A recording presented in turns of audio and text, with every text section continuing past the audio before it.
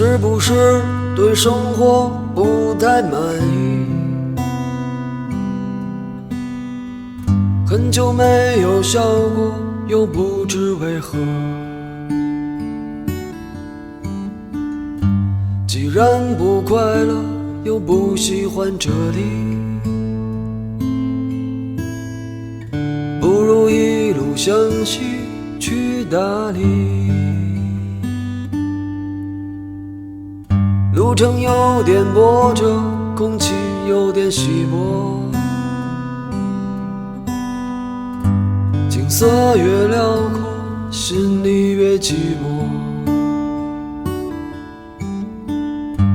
不知道谁在何处等待，不知道后来的后来。谁的头顶上没有灰尘？谁的肩上没有过齿痕？也许爱情就在洱海边等着，也许故事正在发生。